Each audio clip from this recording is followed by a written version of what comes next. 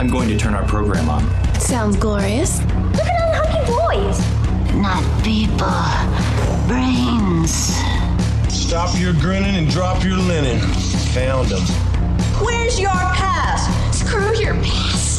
Due to the recent events that have occurred, effective immediately, all classes are suspended until further notice.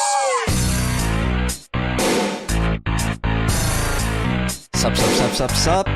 You're listening to Students of Horror, where we don't claim to be authorities on the subject, but students of the genre, expanding our studies one movie at a time. Our assignment for this episode is 2010's Tucker and Dale vs. Evil, as we study the subject of horror comedy. Thanks so much for joining the study session. We'll do a quick roll call. I'm Sam. I'm the main host tonight. I'm present. Brian? Present. Yes, he is also present. And Ross? Present. Watch that beam. Yay. Yeah. Always so exciting. Mm-hmm. We're still excited just to have you back. Thank you. But you know what's extra exciting? We're not alone this episode. We have very special returning guests. Welcome back, Kellie and Sarah from Final Girls. Hello. Thank you for having us back. We loved coming on your show last time. So we were talking about The Thing. We are very excited to talk about this one. So yeah. Stoked to be here. Thanks for having us back. Yeah. We're so happy to have you. Last time. Yeah. Yeah. And if you missed the Thing episode, go back and check that out. And if you want to know more about Final Girls, the podcast, well, one of you give a pitch, please. I don't know who's going to do it. I can do it. Kelly just did it the other night. So we are Final Girls Podcast. We talk about the badass women in horror that fight the bad guys against overwhelming odds.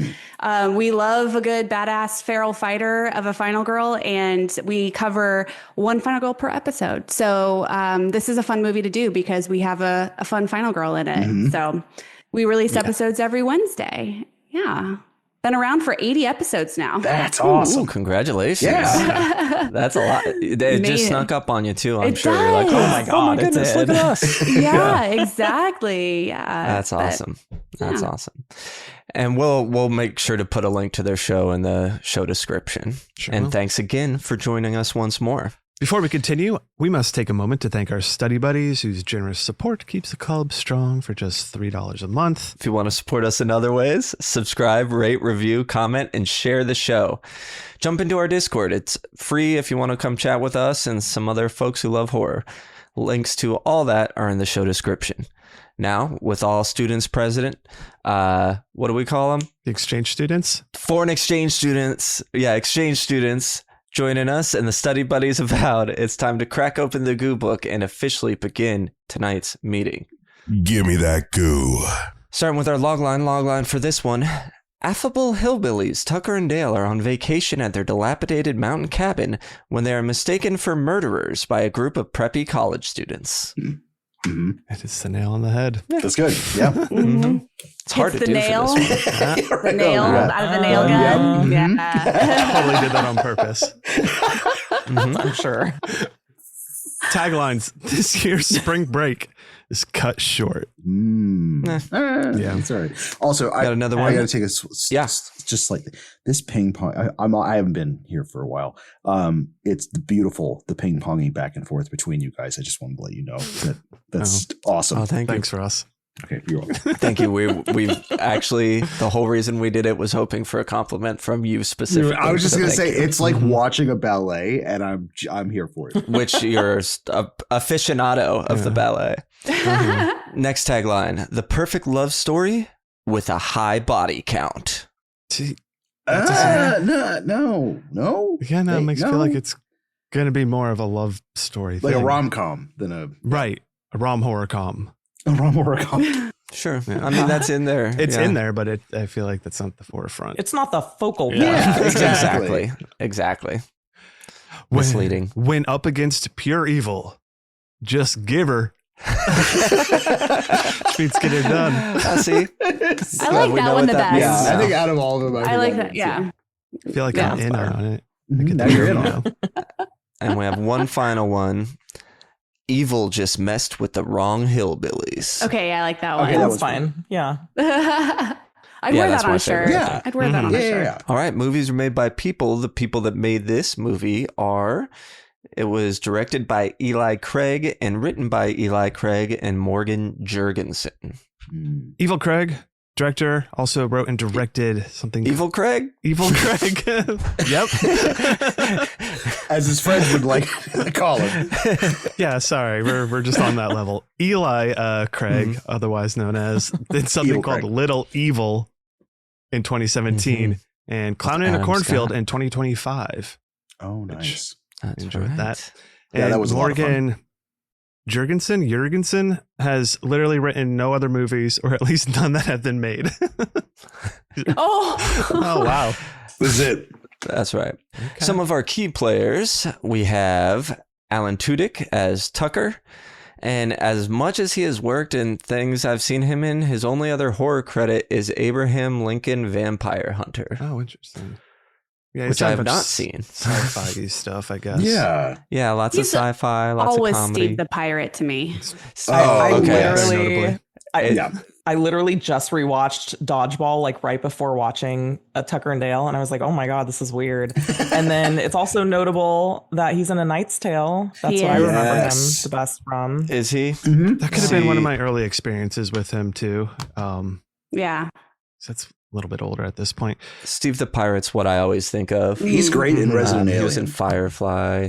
I've heard. But now I Yeah. think of this. But He was in it used to be. iRobot. He actually played the robot.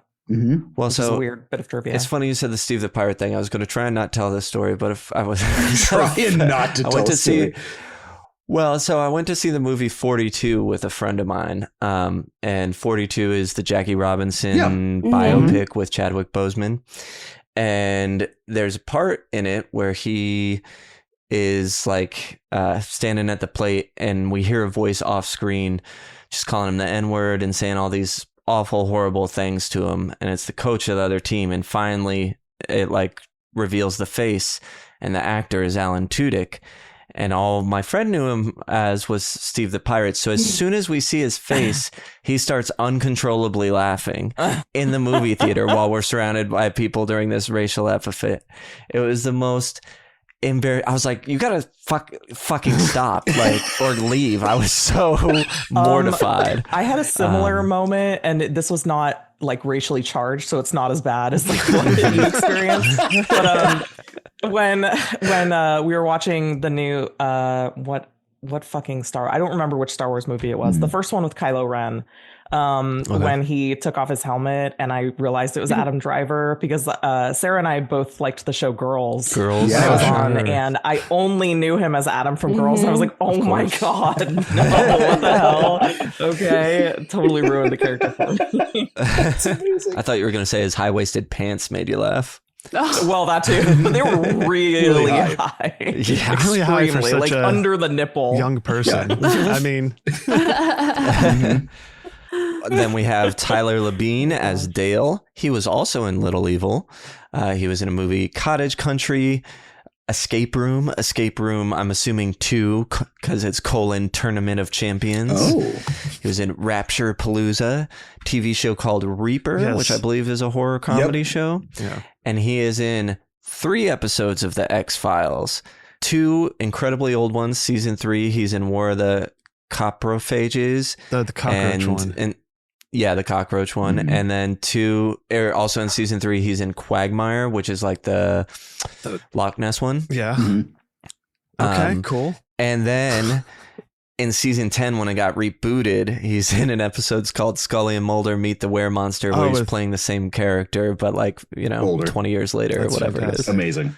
That episode's great. He was also in Super Troopers 2, Yes. which I only Is he? know because I was just watching that as well. And he plays one of the like Canadian Mounties. Oh. So that movie had the biggest missed opportunity for its title. It should have been Super Duper Troopers. It should have been. Oh you know what? my god, yes. I would That's have liked perfect that. for it. Yeah. Just like I thought you were gonna Medieval say- Dead. Yeah. Medieval I know. Oh, now that is, yeah. Yeah. Totally. Those I two know. are the That biggest one missed still pisses me off. opportunities. Yeah. There's an alternate They universe where could've- that happened. Absolutely. There you go. I believe that. Yeah. They could have also done Super Toopers, which is what I thought you were going to say. I like that too. Stupid. It's just stupid enough to How work. did they not? Exactly. And it would work for a movie like that. Yep. Also, it's funny that you keep mentioning Little Evil because Nirvana and I, my fiance and I almost watched it the other night because we were just flipping through horror comedies. And so we watched the trailer for it and that kind of put us off because it looked dumb. But it's like, I think Adam Scott plays like a stepdad and his new Damien type character. Yeah, his new stepson is like an evil little asshole and is like literally demonic. So, well, I'll say this. I have watched it and completely forgot it. And if my wife hadn't been like, no, we've watched that, I wouldn't know. Oh, that's interesting. Okay, I Not particularly feel vindicated memorable. then. Yeah, I will not be watching it then. Sorry, Adam Scott. And Eli Craig. We got Katrina Bowden as Allison, who is in Piranha 3DD, Nurse 3D, Great White, The Shortcut, Hunter's Moon, and also Hold Your Breath. I haven't seen much of those. And Jesse Moss as Chad, Final Destination 3, Ginger Snaps, The Uninvited, Wolf Cop, Extraterrestrial, Stillborn, 13 Eerie, and Daddy's Girl. Yeah, Final Destination 3 and Ginger Snaps are definitely what I know him from. Yeah. Oh, yeah. He's a little Canadian Scream King, this guy. Or like Douche King. Douche King. Yes. Pop collar king. Yes. Yeah. He's great at being shitty in all those movies. We have Brandon J. McLaren as... Oh, I didn't put who he is. Jason. He's in Scooby-Doo 2, Monsters Unleashed, Dead Before Dawn, Scar, Yeti, Messages Deleted, Sea Beast, Hard Ride to Hell, and Hybrid. Oh, interesting. That's just one movie title, right?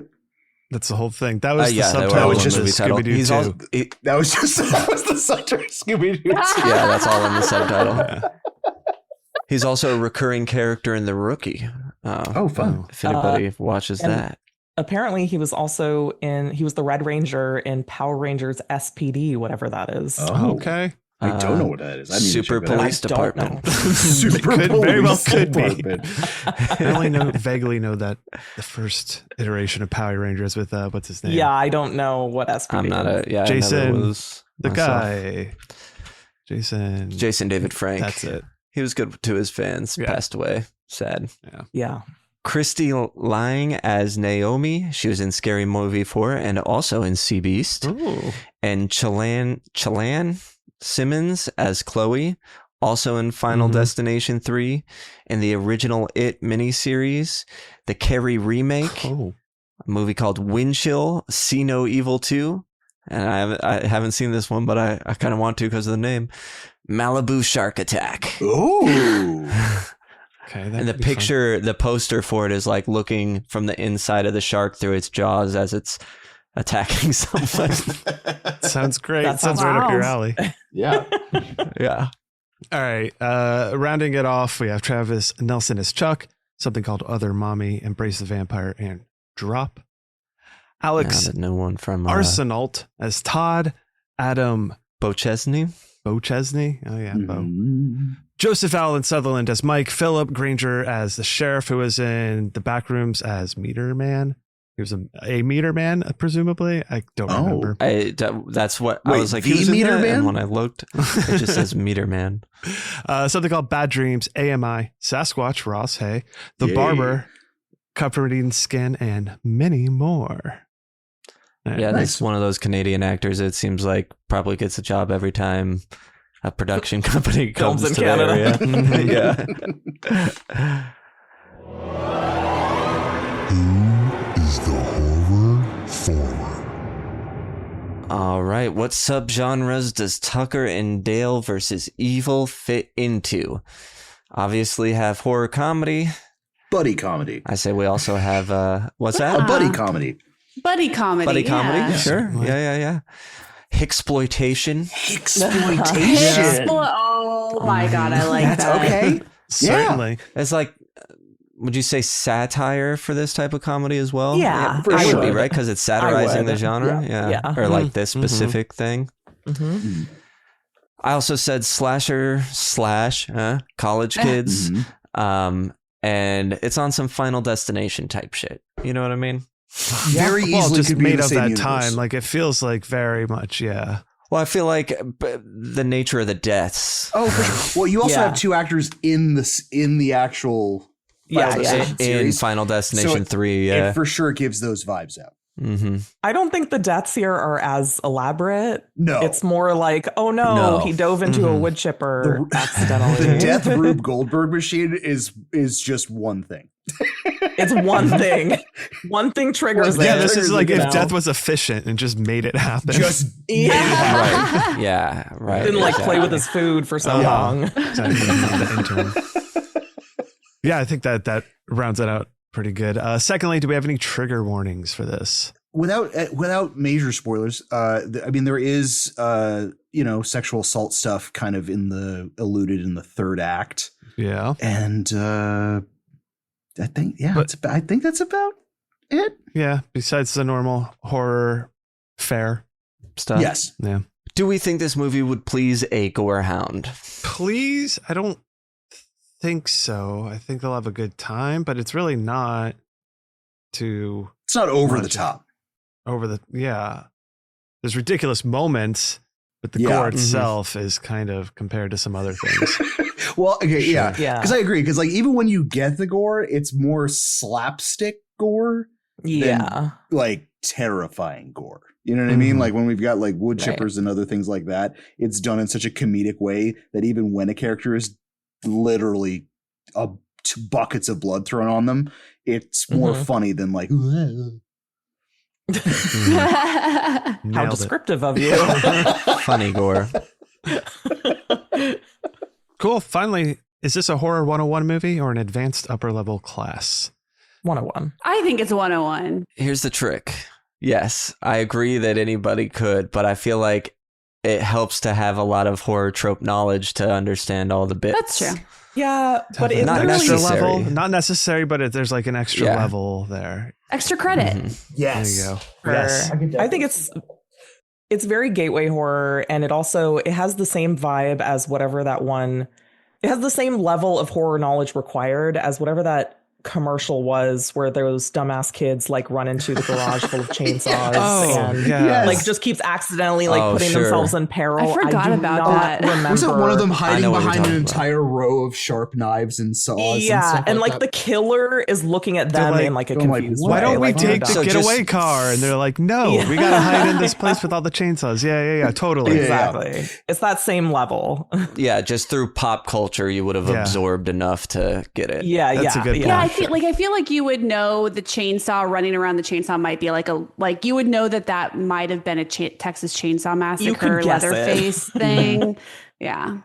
You might not know the intricate like ins and outs of Leatherface and the story and the kids being like college kids driving somewhere and stopping at a gas station. You probably would know that, but you would know. Sure. You would know the tropey stuff. Yeah. It was Geico, by the way. It was Geico. Okay, perfect. That goes hard for That Geico. does, Wow. No, I agree, because I think like at face value, like you can watch it and the tropes that are in this movie are so in the like social zeitgeist that like you'd be able to catch that pretty easily. But if you've seen a lot of slasher movies and camp horror movies and like kind of wood stuff, I think it's also kind of one of those kind of refreshing, almost like turns it on its head. So you kind of see it from the opposite perspective. So I think it's kind of a win-win for either one. I agree. Yeah. You watch it at the beginning and the end of the semester. Yes. You watch it as the intro, and then you watch it at the end to see what you've learned. Like, all right, now what you've learned. Find the tropes. Bringing us back to the theme. I like that. A+, Brian. Hey. Gold star.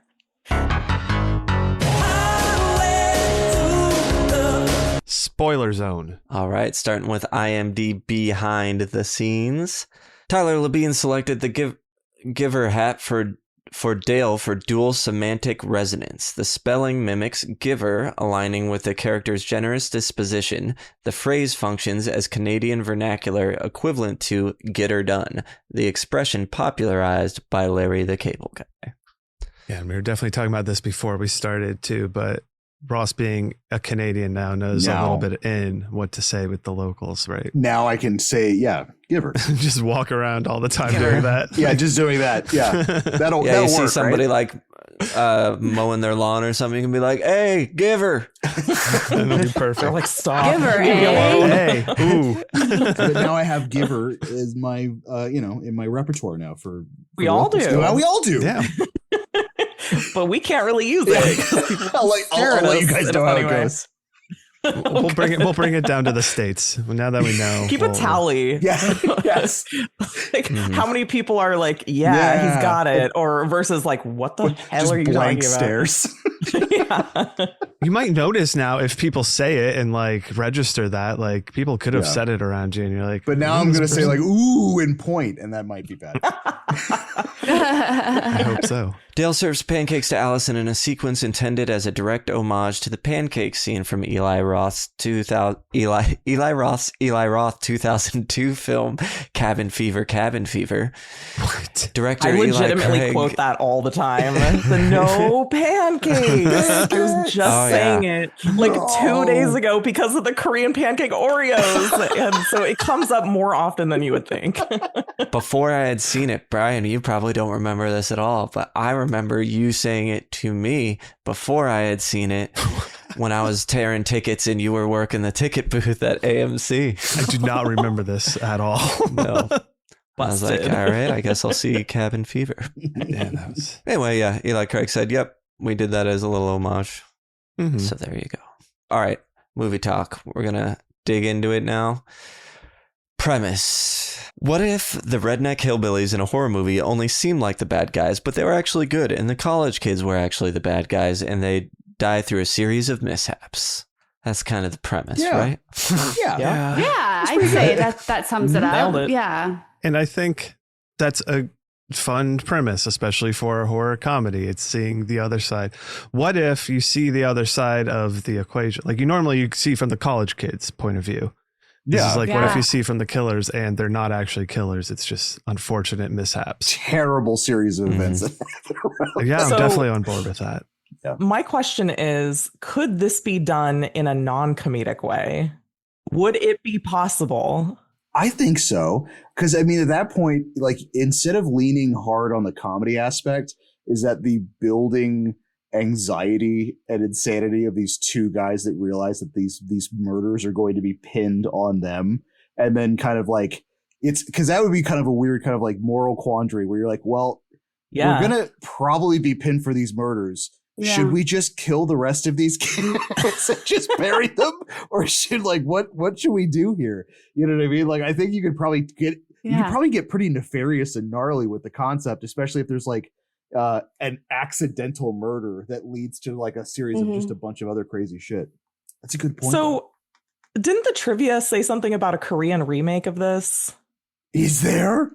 So they said there was something like that. Yeah, I gotta dig it because I'm wondering what tone that's in. Yeah. While she's looking that up, I did see someone on Reddit say this movie could be called Poor Communication Kills. This could be an intro movie for any therapist session. We're like, guys, I need you to watch this film. And then let's discuss. Okay. I found it, and it's called Handsome Guys. Oh, Handsome Guys? Handsome Guys. I know what I'm watching. I'm looking at a couple handsome guys Double right now. feature. That's actually You don't even need to see it. You've got everything you need. Man, I would watch that back to back. Are you kidding me? That sounds amazing. Yeah, I know. I'm really curious about it. there's two different handsome guys from 2024. Wait, there's two Korean films called Handsome Guys that were released in the same year. Well, I don't know if they're Korean. Yeah, How I couldn't say if they're confusing Korean, would but have they're that been going to Asian. the theater expecting to see a Korean remake of this, Oh wow, yeah. and then just get Hunky Boys the movie? They're two very different. Oh, one's a TV series. Excuse me. Oh, okay. Anyway, but that's there probably you not go. what you're talking. I don't think this is. I'll look up where to watch this. Oh yeah. Now I need it. This says self-proclaimed tough guys, Jai Pil and Sang-gu move into their dream European-style house. When unwanted visitors arrive, awakening an evil spirit hitherto sealed in the basement, a dark aura begins to envelop the house. Interesting. Yeah, so instead of it being like them versus college kids, I heard that this one is much more like kind of Evil Dead coded, where they're, well, anyway, I don't want to say anything more, but I'm definitely watching this. Yeah. Okay, that looks fun. For Oh, sure. it's already in my watch list. If there's Final Girl, we need to do like a double feature. Oh my God, Ooh, there that's you such a go. good idea. But yeah, it's just a comedy of errors. I realized watching it on the most recent watch, I was like, this could be fucking Frasier and Niles right now. All right, so I'm going to do a quick recap of the movie for anybody who may have not watched it recently that's listening, and then we'll, continue talking about it.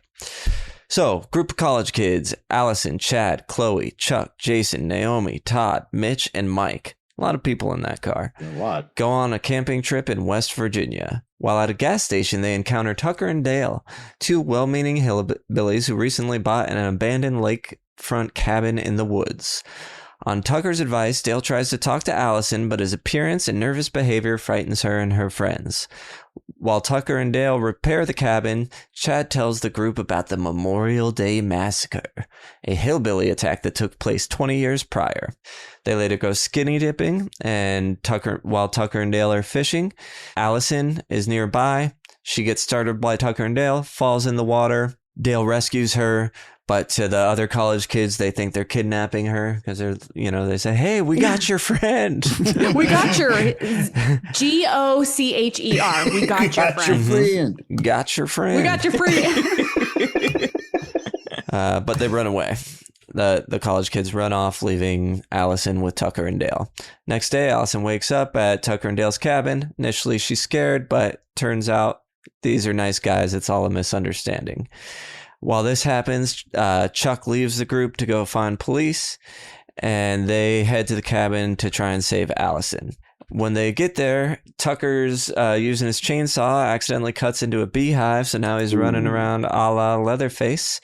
And another they run in and they end up running next to each other, one of the college kids, until he impales himself. Now, after this, the college kids find his body, and Chad is like, all right, this is a battle for survival now. So now they go back to the cabin again. This time they're gonna fight Tucker and Dale to take him down. But they think Dale is making Allison dig her own grave. They go to attack. One guy has a spear. He knocks Dale and Allison into the grave and also falls on the spear himself on top of Dale. Meanwhile, the other guy is charging after Tucker, runs and jumps at him, but Tucker bends over and he jumps head first into a wood chipper. My favorite part.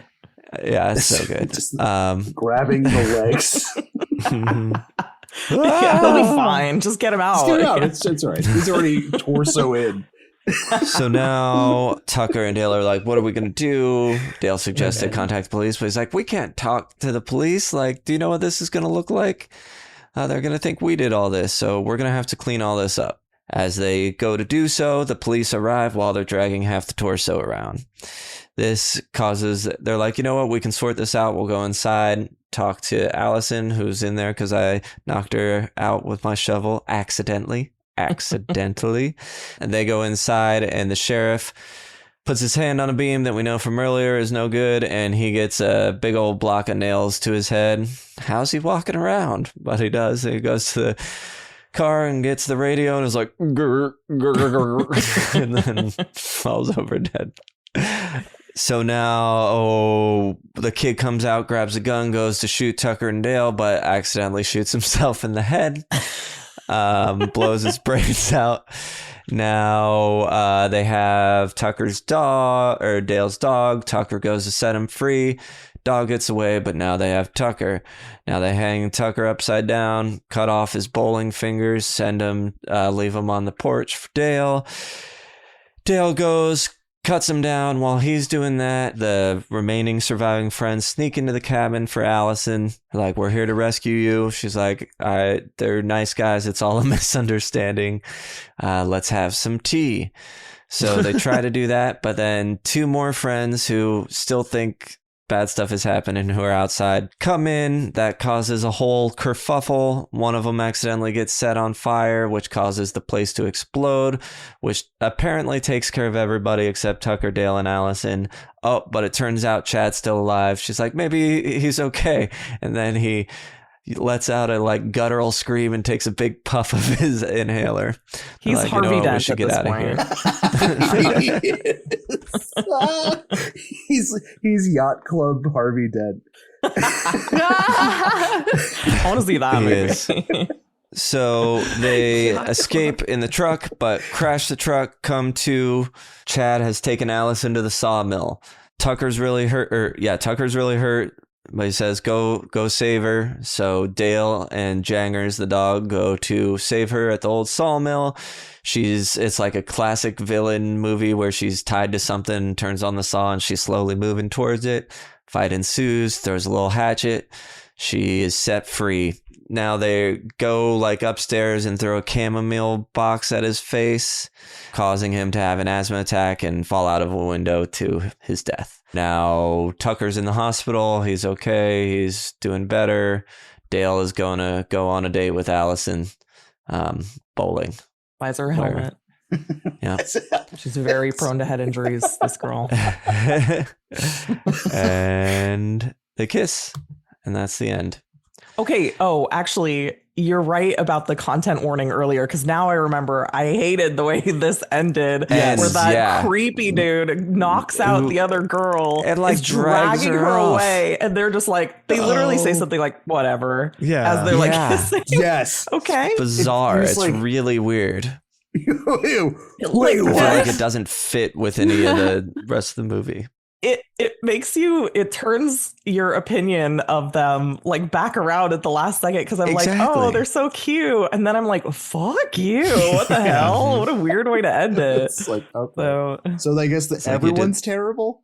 This whole movie, you've like moral of the story. You've been like, look what a sweet guy this guy is. He's just uneducated, exactly. And now that he's got his, it's like, nope.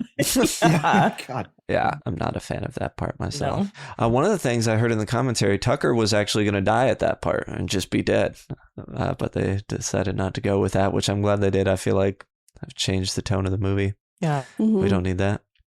Kind of like they should have cut that at the end. Yeah, exactly. I'm like, they changed the tone anyway for no reason. Yeah. Well, thank you, Sam. That's our story. The opening of this film, we get that kind of found footage opening, mysterious stuff going on. Then we cut to 3 days earlier after our title card, and that's where we get kind of our intro. The college kids and Tucker and Dale meeting up at this the gas station and everything. How do you feel about that intro? Is that drawing you in? Are you understanding the tone of the movie at this point? I think so, right? Absolutely. Yeah. Mm-hmm. Once you get you're going camping, you're like, okay, I see what's happening here. I think it's just the scythe. Yes, I noticed that too. It's fucking exactly. And there's like the bluegrass music, and they're so genuinely which I love. nice that like I don't.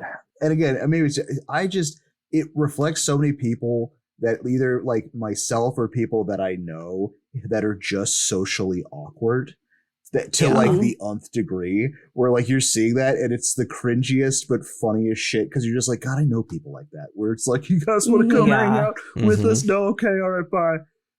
Yeah, I know. I mean, Dale especially obviously is really pretty adorable, to be honest. Yeah, and I love him so much. He's a sweet baby until the end scene, but like but yeah, it is I think that a lot of his insecurity is partially based on Tucker's like treatment of him throughout the years, where he's been like kind of tearing him down because there was a risk of him like kind of surpassing Tucker in a lot and leaving him perhaps. And so we find out that Dale is actually incredibly, maybe not smart, but he does know things. Oh, for sure. And he's very genuine, and he actually is not a creep. And so that's a nice subversion. A nice subversion, yeah.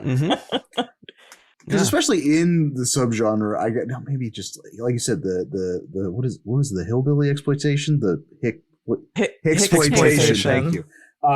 With a lot of those films, though, is that like you get just the stereotypical, just rude, dumb, overly sex drive, just weird hillbilly type stuff, and it's very refreshing when like you're thinking that's what you're going to get in this movie, and then you actually the first few lines coming out of these characters, you're like, oh, this is nice. Oh, okay. Oh, this is nice. Yeah, like when Tucker tells him, whatever you do, just smile and laugh. It shows confidence. It's like, yes, good call, buddy. Yes, it does. It does, dude. A little laugh. I love when he's trying to give Allison the food, like when she's knocked out in the cabin, and then she starts screaming and freaking out. He's like, "Oh, you don't like this? Okay, sorry, I'll get you something else." Yeah, the pancakes. There's a little flowers. I'm so sorry. He had little flowers. They're like dead and wilted, but like he tried. Oh my! Please tell me you don't hate hard. bacon and eggs. Oh man, that's so cute. Well, wasn't there some trivia about the DVD release having an alternate? Yes. It does, yeah. It's also on the Blu-ray, where you can watch the movie. It's a 16-minute cut. It's called Tucker and Dale Are Evil. And it's all cut from the college kid's perspective as a horror movie. Oh, yeah, that's funny. I think it's really cool. Yeah, I want to see that too. See that. I love that. It's I watched it. It's interesting to see what little bits they cut out of certain scenes, and like it just ends with the cabin exploding at the end. There's no extra after that. Oh sure. But little bits here and there, and like some of the things like when they do the doozy of the day part to the cop, that is all all shown from within the cop car and the kids observing it. Like they must have had takes in there that they used for that, and they also pitch down Tucker's voice, so he's like, "Hey, officer, yeah, we had a doozy of a day." It's a lot different. I mean, it would be one thing if the college kids were just stupid, but the fact is that at least one of them is a legitimate sociopath.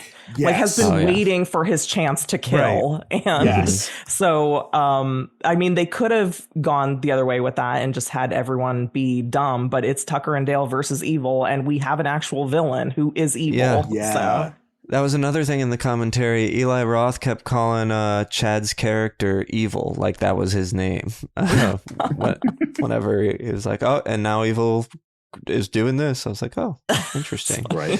So a subversion that I never thought about till now. So college kids show up to the gas station and are all creeped out, but typically that's where we run into our Harbinger of Doom. Like Prophet of Doom, Harbinger of Doom, who's like, "No, don't go on. You shouldn't go." And then Tucker and Dale get pulled over, and the sheriff is the one who's like, "Oh, you don't want to go up there. It's evil there." So they get the Harbinger of Doom. Yeah. It's just an interesting little flip, you know? I also love that their creepy cabin is their much beloved new vacation home. Their vacation home. It's a mansion. They're so excited. I love it. You know, it's funny. I was watching this with my husband, and he was like, "I would be excited if I got that too." That's and what I was thinking. Yes. You would have such like, you know, especially if you bought the place, you'd have such blinders to like, I don't know, the newspaper clippings and like the body parts and the bones. And so you're like, "Oh, I gotta go." Instead of like seeing Chubby's that, like, chili dogs. or like my first thought, buy 3 get 2 free. buy 3 get 2. They say what? No explanation. Like, oh, they're a big.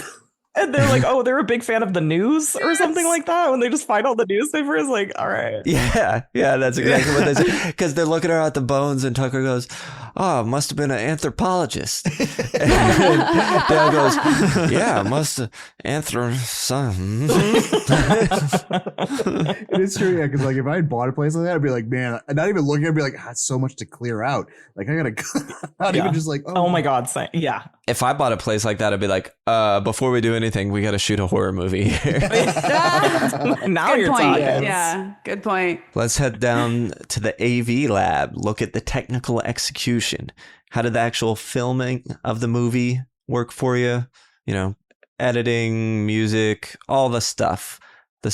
Anything stand out? Just kind of average? I thought the music was so much fun. Like there was an actual score. Sure was. And it like did the orchestral swelling when it needed to. And it just, it was so fun. It almost kind of felt like it was very comedic, but it also did have kind of a horror element to it. Oh, yeah. For sure.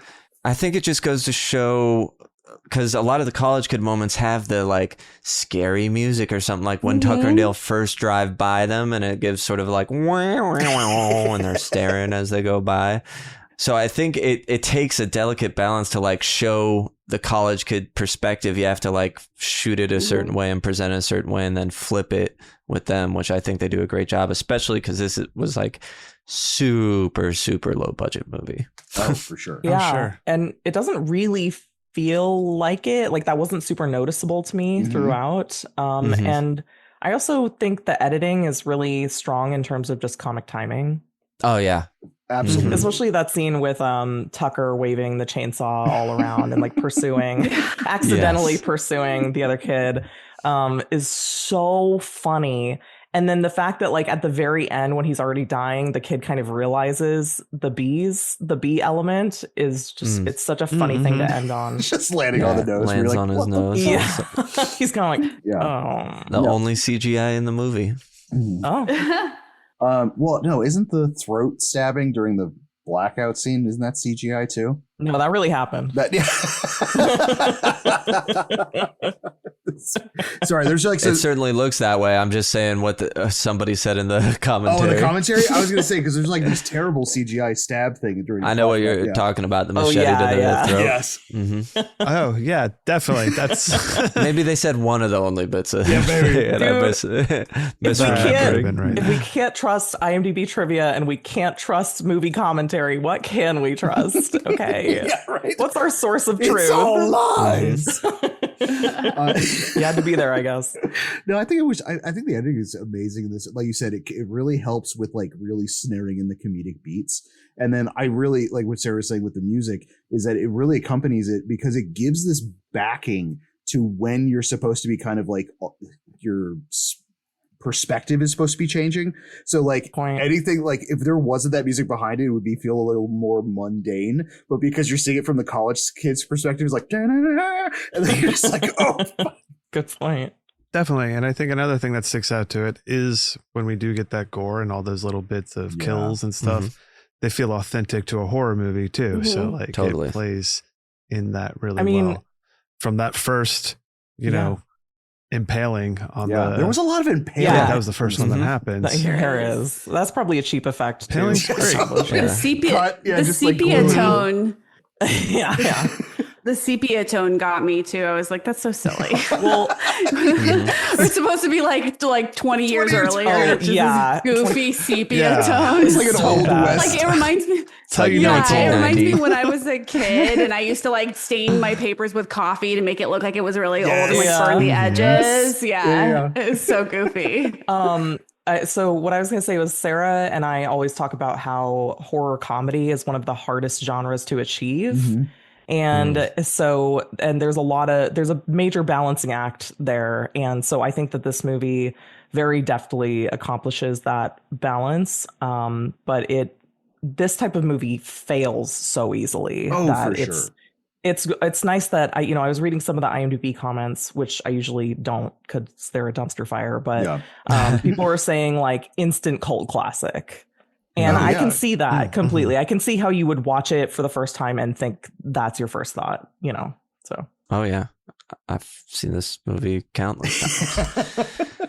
Well, because I think, like, you make a really good point because, like, with a lot of horror comedies, it has to be such a perfect mix of the two or else it really doesn't work. Or it's like a horror film that has a few chuckles or a comedy film that has a few horror incidents. So to have it run through the entire thing, it really does take that, like, when it hits, like you said, like, I think all of us watch this and we're like, okay, this is now going into like rotation. Like this is going to be something that like I'm going to recommend a friend. You know what I mean? Like, definitely. I think it helps that it's satirizing the genre, so it can't help but stay pretty firmly planted in horror. Yes. For sure. And then obviously still be very funny. Did anything break your immersion? I mean, we talked a little bit about one of the bad CGI effects. One of the CGIs, bad CGI effects. Anything ruined your suspension of disbelief? I would say it's a little bit harder to be out of it, especially in like the horror comedy world. Like if it's like strict horror, sometimes things can pull you out if it's like too funny and a scary moment or anything like that. As opposed to this, you're kind of along for the journey and the ride and the ebb and flow of. There's nothing too horrific, scary moments.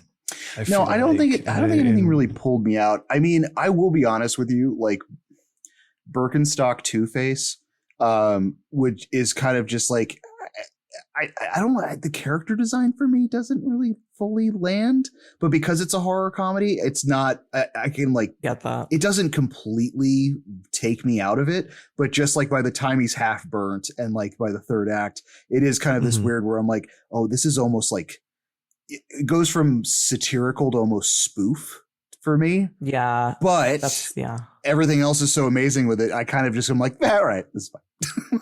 I think I agree with that. It took me a while to buy into the idea of Dale and Allison's budding romance. For a while I was like, okay, sure, I guess. And then but then as you get to know Dale and Allison for that matter, you're like, oh, they're such sweet people. And then you can kind of like see it at that point. Oh, for sure. I will say some of Allison's outfits took me out because I understand they're part of the satire, but the whole time I was like, girl, what? Okay. And then after she has like fallen in the water and then she's like sitting in the bed or whatever, I'm like, okay, so you re-dried and recurled your hair? Sure. That's what Eric said too. I was like, okay, your hair's gotta perfect be again. sponsored by her makeup, whatever setting spray she used needs to sponsor this movie. I get it. It's a movie, but we have the Final Girls podcast, and so we talk about stuff like this where I'm just like, what's okay? Yeah. I definitely noticed when they came back from the skinny dipping, all of them were very dry. Yeah, they're dry. All the kids were dry. The hair was the ladies, not the girls just in fully the water. dressed too. Whereas the guys are still in underwear. That's true. That's a good point. Yeah. And when you see her topless in the distance, but that wasn't her actually topless. She was wearing like a prosthetic. Oh, really? Because she was anybody was fully wondering. topless in Final Destination 3 for like a while. But it's like, nope. That really? Is she the one of the ones in the tanning bed girl? Tanning bed? Yeah. Oh, that's so brutal. That one. I know. Everyone remembers that one. Yeah. Well, they were fake in this, or prosthetic. For me, I think because it's satirizing or spoofing horror, that anything that I might question in like a regular movie or even a regular horror movie, I don't question in this because you can get away with it. It's like, well, that's what horror movies do. So it's fine that, this played that way. It's just more making fun of it, which also as a filmmaker is like, we can get away with it. That's an interesting point because I was saying, this genre is so difficult to do. You have to be really careful about everything. But then you're saying it also gives you some leeway in terms of what the audience is going to buy into, because we have this mentality of like, well, it's a comedy, so it can be silly. It cannot make sense. True. It can be like a little bit looser. There could be plot holes. Yeah, exactly. So I guess it goes both ways. Oh, for sure. Yeah. That's actually a great point because, I guess with horror too, like we allow ourselves to kind of, if the effects aren't that great or the editing isn't that, like we can kind of have blinders to that. And I feel the same thing happens with comedy because like you're expecting you can do things almost cartoonishly weird, and still be within the realms of like the bumpers of the film. Exactly. Well, I think it also goes to what type of comedy is trying to be played, and what this is doing, as we said, is satirical in the nature too. That it's like this is almost one of those comedies. I feel like in the same vein as Slither. There's like it's not like a slapstick comedy in the sense like where they're really trying to be funny. Yeah. Like the characters themselves, like you see in a lot of comedies, are just like goofball or whatever. These are kind of comedic moments, like with some lovable characters, and it's just turns out that the situation's kind of funny. And just, I think you have more room to play with almost the meta nature of it being a flip on what a horror movie typically is.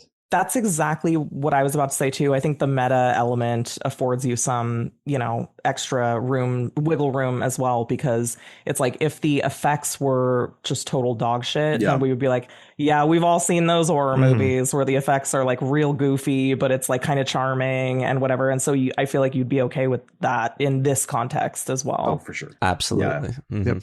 I think that's the point I was trying to make and just didn't say it properly. The meta nature. No, hey, we're agreeing with you. But it like circled back at the end. It was like also this. I was like, oh, that's what I was trying to say. Nobody got that.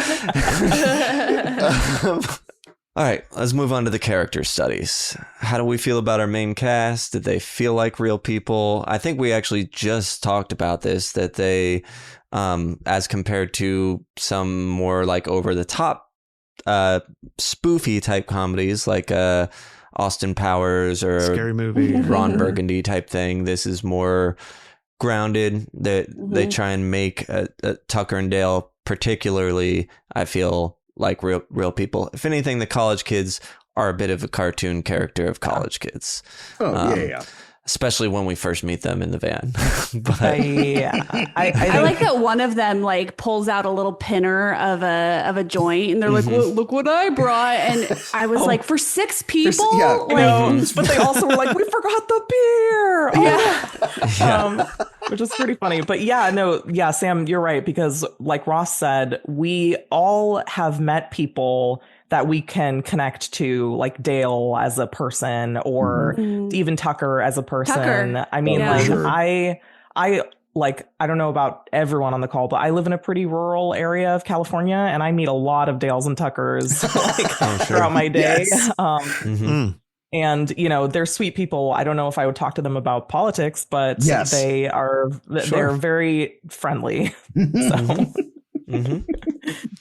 Yeah, it's absolutely. I grew up I originally in New Jersey, but like it was kind of like 30 minutes outside the city, but we were also at sheep farms and stuff like that. So having the really rural farm kids, this is just so on beat with that, especially the kids that are like built like ogres and then also are just the nicest, sweetest human beings on the planet, where you're just like, wow, visually you look terrifying, but you're just so little teddy bears. You're just so nice. No, like ogres. Oh my god. I've known a ton of rednecks. Some of them were great people that I really loved, and some of them suck and are assholes. Yeah, just like every type of person. Exactly. Just like this film. You have psychotic hillbillies, and then you have these two, which are just adorable. Yeah, and instead we get shitty kids. Yes. Yeah, and I like that Tucker uses beer for like after every injury. Wound. That was Two Dick's idea. Yeah. Sure. Yeah.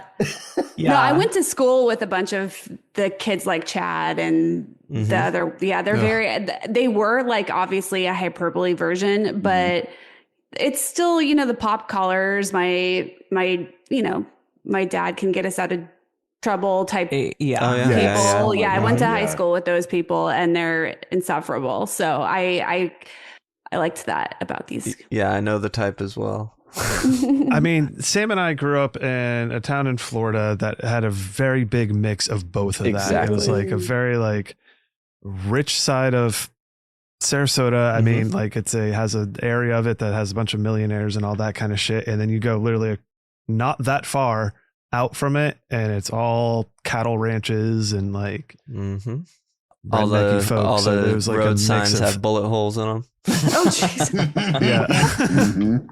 Like, so yeah, like I definitely grew up knowing both of these types of people for sure. And those pop collar kids were certainly like bro dudes. double pop. I was literally just with her puka shell necklaces. Although that was like 15 years earlier than this. Yeah. Double popped with a puka. Double popped puka polos.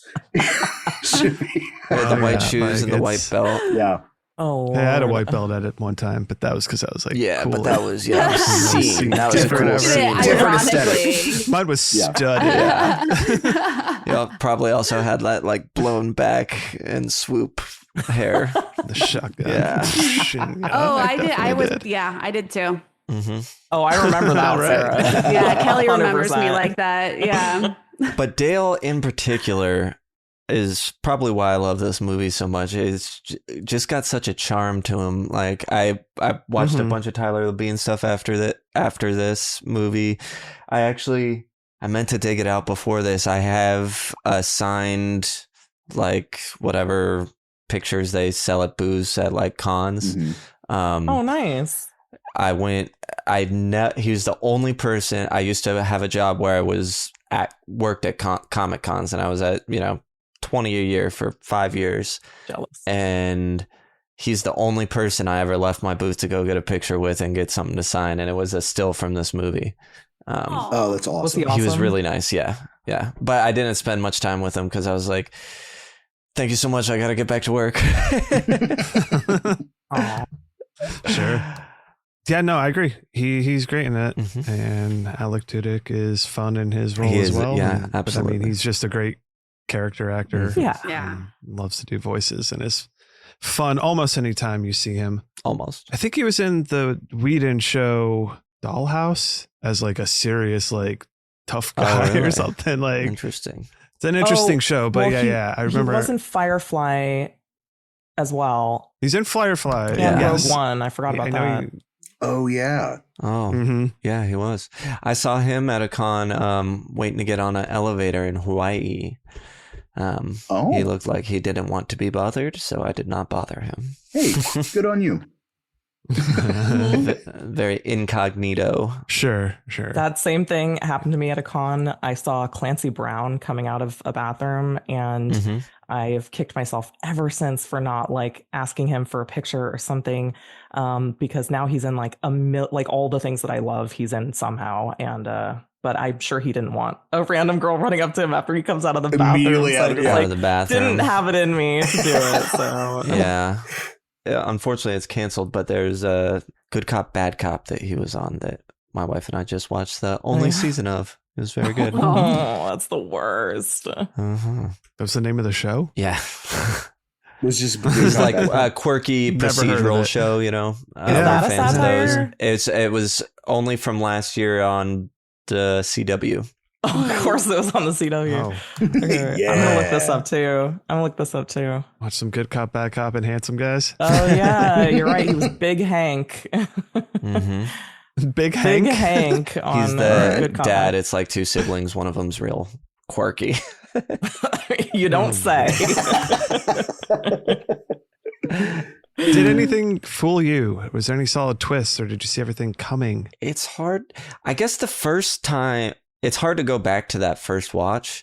Yeah. But I feel like that first watch, you're like trying to just get your bearings as like what is going on here and what type of movie it is. Yeah. I don't, I think I guess like the biggest. I think I didn't expect Chad to be the villain. Yeah. Sorry. I think Chad just gave so many breadcrumbs about being just the main shit at the end of the movie that like when the twist that you find out that like he's the son of the psychopath, he's half hillbilly and he hates himself. I wasn't like, oh my god. I was like, oh, that reads like it was more of that like tracks. okay, all right. That's like immediately before he dies, though. Yeah. Totally, but that was another thing in the movie where I was like, okay, so his mom was raped and that's being played for laughs, I guess. Like, I don't know. It was just kind of uncomfortable, but yeah. I mean, I think they're trying to play off of a trope that we've seen. Wasn't Freddy Krueger's in the lore like his mom was supposed to have been like by all the prisoners, maniacs or something like that and stuff. Yeah, sure. But in this context, played for laughs. I mean, I guess calling him half hillbilly, that is it leads to the half hillbilly thing, which is anyway. But my thing about the reveal of him being the thing isn't in that intro found footage thing. Isn't he shown kind of in his half burnt form? Yes. To 3 days earlier. Yeah. So I think the biggest thing that surprised me, I guess, the first time watching it is probably that first death of the impalement. And I was like, oh, okay. Because we go in and I'm like, commenting, I'm like, what are we doing? Same. Exactly. And then seeing that. And then obviously like the wood chipper is kind of the other big thing of like, it's like, oh, okay, that's fun. It's like, oh, it's that and kind we're of going like horror fun gore, going with it. Yeah. It was probably the most surprising. I probably was expecting the first time a more, maybe generic slapsticky comedy thing that we were gonna talking about that it doesn't do. Yeah, I agree. Even though it is slapsticky in its essence, but it's not like. I mean, I think it just feels different. I agree because I didn't expect all of the kills to be like weird, accidental, horrendous accidents that they like cause that they caused by themselves, essentially. So once that kept happening, and I saw that was kind of the format for this. I mean, I was super on board because that's hilarious, but that surprised me. Yeah, never seen that before. Right. I think when you start realizing they're all dying, I think it was the kid with the revolver. Where he's fumbling with it, where like that one I laughed the loudest, but I was like, you gotta get the safety. Take the safety off. look right at the barrel of the gun as you do it. Sure. I was like, oh my god. Well, continuing on that thought, any other absolute standout scenes besides anything we've talked about? I have here? a quote that I really loved. Sure. That I had to write it down so I could remember every word of it. But it doesn't matter what happened. It only matters what looks like what happened. And what looks like happened is pretty fucking nasty. Great line. There's so many good lines in this. Yeah, totally. Of course. So one of my favorite scenes. So right around that time, he goes, "What are we going to do? Say, oh, Heidi ho, officer boy, if we had a doozy of a day, we were doing chores around the house and these kids started killing themselves all over my property." And he says, he's going to have to be some kind of moron to believe that. And so then when he's there, he obviously goes into the Heidi ho, officer. Boy, if we had a doozy of a day, we were just doing some repairs on our house and these kids started killing themselves all over my property. And the cop says, "You must think I'm some kind of moron to believe that." And Dale's like, "Oh, no, just open-minded." Oh, yeah, I love that line too. So I love that scene. I love the play between the two. You know, he says it earlier and then says it again later. Mm-hmm. But my favorite line from the movie that I like, it just makes me giggle sometimes. I'll just be sitting around and giggle at it, is when Dale comes in, or Tucker comes in after he's been attacked by the bees, and, you know, he goes and gets the beer can and dumps it on his face. Oh, sorry, real quick trivia with that. The budget was so low, they only had enough money for 12 PBRs. So those cans are used and reused, and there's several scenes where they're pretending to open cans of beer. That's absurd. PBR is so cheap. Yeah. Wow, that's how you know it's a low budget film. Yeah. Wait, did that come from the commentary? Because I think someone is just dicking around. Because they also pointed out a couple times where they were pretending to open the cans. Well, that's funny because when Tucker is hanging upside down, he's trying to like barter with the kids or something. He's like, let me down and I'll get you my cooler. There's 10 to 12 beers on in there and they're on ice. So maybe that was in reference to it. Good point. That's a really good point. But the line that I was going to say, I just remembered that tidbit, is, so he comes in and Dale says, "Well, what happened to you?" And Tucker says, "I sawed through a bee's nest." And Dale goes, "Why?" And that just absolutely kills me. Like, I love the jokes when something's so dumb you almost had to be clever to think of something that dumb. Yes. Yeah. And that's one of them for me. I also love when Allison says, "I never had much of a fashion sense," and Dale says, "Me neither." Me neither. There's one other quote I wrote down too, and it's when the big stick comes and like in between Dale's legs, and he's like, "I never thought I'd say this, but I'm glad I'm not hung like a bear." So it's interesting because it's such a low budget. I mean, I was trying to look at where Alan Tudyk was in his career at this point. Sure, 2010. Because I feel like he's probably one of the biggest. Oh, absolutely. He would have been the name. Yeah. Everybody else at this was point, he had already Canadian done actors. A Knight's Tale. He had already done Firefly, Dodgeball. He was in I, Robot. Like Serenity had already come out, the movie of Firefly. But he was still strictly Steve the Pirate at this time. He was not Alan Tudyk yet. But he's a character actor, so it's like you recognize him, but most people wouldn't know his name.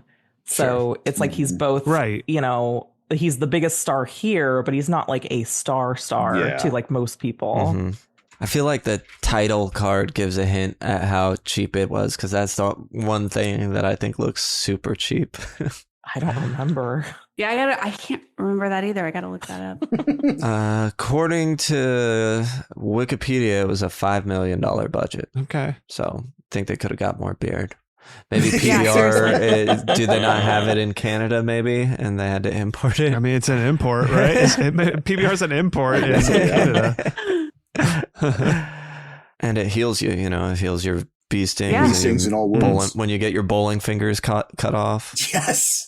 Just pour some PBR on that, they grow right back. I love he instantly recognizes them as bowling fingers. All right, time to grab our lab coats, head to the anatomy lab, figure out the gore. But before we do that, Yeah. I know it's way more of a comedy than a horror movie. Are there any scary moments or tense moments in this movie? Maybe towards the end when we, I guess, get a twist when we have like a big bad villain, realist, half burnt, popped collar Harvey Dent coming at them. But I don't feel like any of that's super tense in that moment either. Yeah, it's a little tense, I guess, at the sawmill, but it's not scary. That's for certain. No. Sure. Yeah, exactly.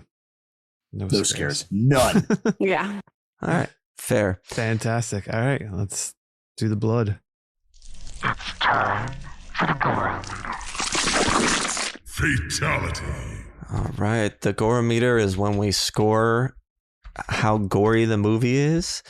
That we rate it on 2 different scales, the intensity scale, which we can do 1 to 5, and the consistency scale, which we can do 1 to 5. Then we add them together to get a total, I guess, between 2 and 10, or 0 and 10 if there was 0. But we know it won't be the case for this one. So the intensity of the gore in this one, I think we already talked about. It's pretty funny. So even when it gets pretty gory, I don't know how intense it gets. What do you all think? Yeah. I don't know. I thought of another behind the scenes thing or commentary thing when we get the shot of the girl on the other side of the screaming when the blood flies on her from the wood chipper. Apparently that was way more blood that they meant for her to like pour on her. She got the Sam Raimi treatment. Yeah, exactly. It was just like saying. a big quick splat that they were not expecting. Yeah, I mean, you make a really good point. Because, like, for a film that has a human being thrown into a wood chipper, I feel like the intensity to me is maybe a 2.5. Like, you get some impalement, you get some body chunks, you get some burn stuff. But again, it's all through a comedic lens. So, like, even with a person getting thrown into a wood chipper and leg dangle, you know what I mean? You still got to have this like, oh shit, instead of just like, the Fargo foot, just rummaging around. You know what I mean? Like, it's definitely a completely different vibe. Sure. I was thinking 3 myself, but 2.5, I see where you're coming from. I could do maybe a 2.75. Sure. Anybody else feeling anything sound right?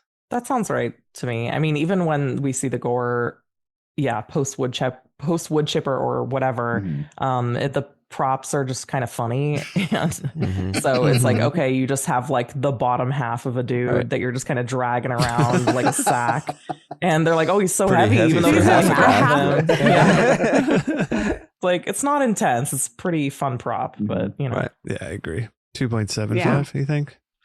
A cosign. Excellent. Works. Consistency. How often do we see gore throughout the film? I feel like it doesn't really kick off till the impalement, right? Yeah. That's like, and then you get from the 2 there it murders goes. at the beginning, but like nothing super crazy. Nothing gory, right? Yeah. Which that is, Eli Craig is the cameraman and his wife is the reporter. Oh, in that fun. Found footage bit. Okay. Man, maybe about the same, maybe like a 3. You know what I mean? Like, because once it kicks off, you kind of do have this consistent beats to it. You know what I mean? It's consistent after then, but when does it start? Is it halfway through? A little before? I'm not really sure. 30 minutes in, I think. Okay, so about an hour then has it. So yeah, 3 works for me. Yeah. All right. Sure. Everybody nodded. Enthusiastic 3. Yes. That's going to give it a 5.75, which I feel is accurate to how we said, it's not going to please a gorehound, but I don't think they'll be too disappointed either. Yeah. Fun little moments. Do you think the gore level works for this movie, or should it have more or less? Nobody ever says less. Yeah, nobody ever says less. You could go gorier, but I feel the tone of this movie, I think it just works. You know what I mean? Where it's like, you could go real Splatterhouse with it, but it doesn't necessarily need it. I think with like how this movie is made and and how much of a satire is, I think it doesn't need it. But you could probably throw a little more little more gore in there. If they had more money to do more like set piece deaths, then I think fewer impalements. Yeah. And more like variety. Right. Yeah, I agree. You can play within different areas, but yeah, I mean, clearly it's just like they had a cabin, they had some woods. Yeah. At one point, what else do you need? "Quote unquote sawmill." But yeah. So, no, I think it could. I think it. If they have the money, it should have more. Mm-hmm. There you go. Okay. Well, we've made it to the climax of the movie, that sawmill. So Chad's still alive. He's taken Allison to the sawmill. She's tied up. Dale saves her with the cool hatchet throw. Then they are in the attic. This is when they learn that Chad is half hillbilly and that, they found a box of chamomile tea, and luckily Dale remembers everything he's ever heard, even though he's dumb or whatever he says. And Chad pops up. They chamomile him. He gets the asthma attack, falls out the barn door. It reminded me of Jason. Yes. Yeah. Or Roy. Oh, yes. Roy, Yeah, sure. I forgot you're a Roy boy. Yeah. But isn't it supposed to be set up to be like the fall of Michael Michael Myers, essentially? That's what it said in the thing, but that's not what it makes me think of. Maybe because it's the barn. Yeah. Sure. I will say I've never seen chamomile tea used as a weapon ever. That's a good point. And probably never will So that- again. yeah. So I have to give it major credit for point. that. Mm-hmm. Now I just want a chamomile tea commercial with just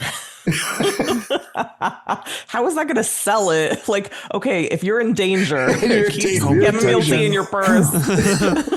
Maintains potency And the after being attacker old and has dusty. asthma. yes. Yeah. Yeah, instead of like pocket important. sand, like pocket tea. Pocket tea. Yeah, exactly. Oh, mint. You just have a different tea in different pockets. And you yeah, always know which true. pocket to Yeah. get. Different You teas have never to know. do different things to different people, right? Sure, because this is an RPG, I guess. Yes. yeah. We gotta treat it like the herbs from Resident Evil. You know what I mean? Different ones do Yes. Exact thought. Some you use on yourself, some you use on other people, and that's great. Tea man. Tea person. That's funny. The tier. And that's the climax, and we get a little, prologue. Epilogue. Thank you. I knew I was going to get it wrong. After of Tucker in the hospital, and then the thing that I wish they didn't have in the movie. Yeah. At the bowling alley. It's so weird. So what do we think of the climax? It's all right. I mean, like, I think because of the end, some of the things at the end where it kind of really deflates. It doesn't deflate the balloon; it pops the balloon. Where it's kind of this like, man, you could have trimmed like 2 or 3 things for this, and this would have been just such a chef's kiss ending. But you just kind of like, no. Okay. Again, but I think also through the video of just like how cartoonish some of this stuff is, you're just like, oh, okay, well, all right. Mm-hmm. Yeah, in general, as much as I love this movie, the third act always loses me a bit. Yeah. No, I agree. It's kind of this is where, like, I guess playing on the satire and the generic nature of that final battle just kind of doesn't work. Yeah. I mean, as well. What they really should have done if they wanted to satirize like this type of movie is like then go back to the barn and show us that like Chad's body isn't there. And Ooh. like, I and then like just that. end it there. Precisely. So And then Yes, like lead up with, yes. I don't know, like them about to get like lead it all the way back to the interview at the beginning of the movie, and then just have it, and then just have that as the end. You know what I mean? Like, yeah, true. Ooh, I'm here for that. Yeah, get rid of the bowling. I agree. Yeah, but keep them on a date. So what did we learn about horror comedy? when done properly, you can honestly, you can kind of just glaze over some of the imperfections, I guess, of this film and kind of appreciate it as a whole. And it's you can truly do have some like really funny moments mixed in with some truly horrific shit. It works out like so good. I think that, yes, I agree, Ross. But at the same time, I think that the extra element here that kind of gives this even more staying power is the characters you grow to actually like. And it could have so easily just been the usual stereotypes, like we were saying. But the fact that they actually give you people that you want to root for, and they're kind of hapless, but they're like, they manage to win in the end and everything. Totally. It gives you that kind of nice little cap off feeling to it that I think, like, when I watched it with Nirvan, he was like, how come there's never been a sequel to this? Because it feels like that kind of movie where you could bring those characters back. I know the trivia said something about Tucker and Dale go to Yale or something. They've wanted to make a sequel to this for a long time, or at least Eli Craig has. That would be so good. That would be the time I to would do love it. to. It seems like it's have them do every doable subgenre of horror. now. Like we had like the, you know what I mean? Like I would love to see them go against like a supernatural baddie or what they perceive as a supernatural baddie, but also just a series of unfortunate Sarah, what movie were we just talking about this in this context where we're like, oh, they should go on to do just like another version of this, but with a my God, what was it? What was it?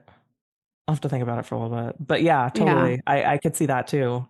Yeah, I'd say the other big thing is that, a horror comedy doesn't necessarily need to be something that's like a scary movie. Yeah. Yeah, It is exactly. like caricatures.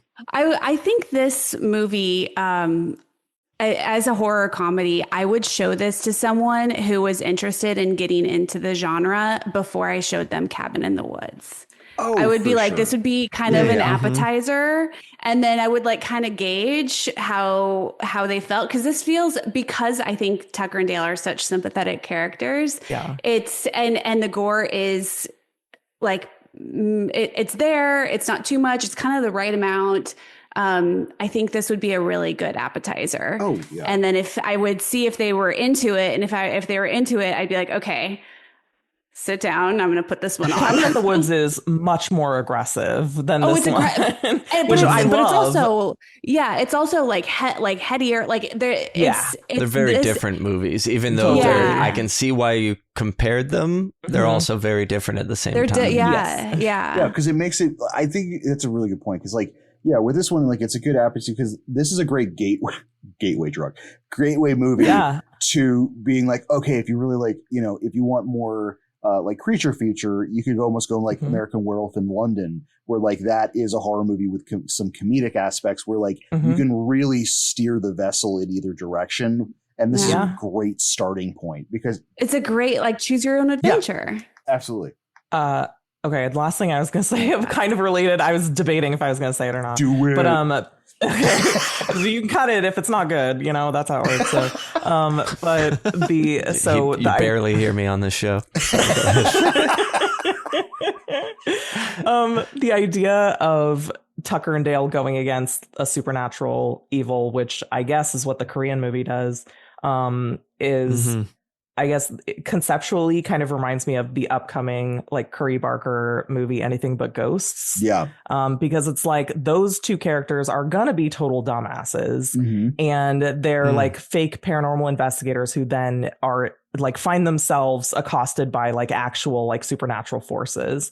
And so like, no, you don't get the hillbilly aspect, but I can kind of like imagine the vibe being similar of like finding themselves in this situation where it's like there's no way these two can win. Totally. But maybe they will.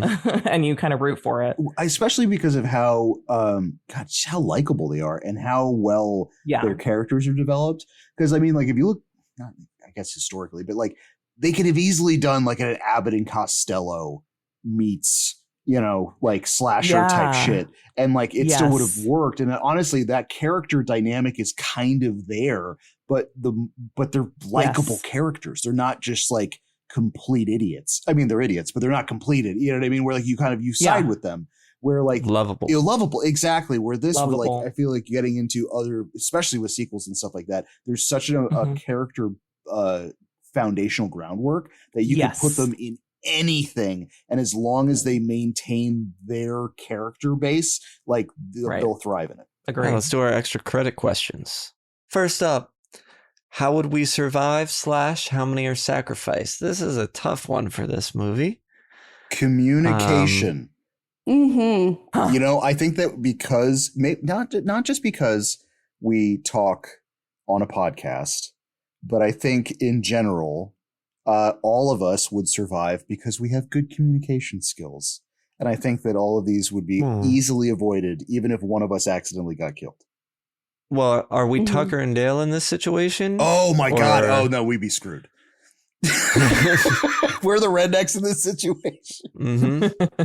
There's college kids killing themselves all over property. Yeah. College kids. College kids. College kids. We got your friend. Well, in that instance too, I think, I don't know. Do you think we would be able to handle like kids killing themselves on our property and knowing how to handle that situation better? Leave. Yeah. Leave. I'd get in that truck and go. Bounce immediately. Yeah, that would solve a lot true. of problems here. Yeah. I'd probably be in the fetal position for a good 45 minutes after viewing. Afterwards, I'm like, all right, man, just dust it off. Just try to get to the police station or something.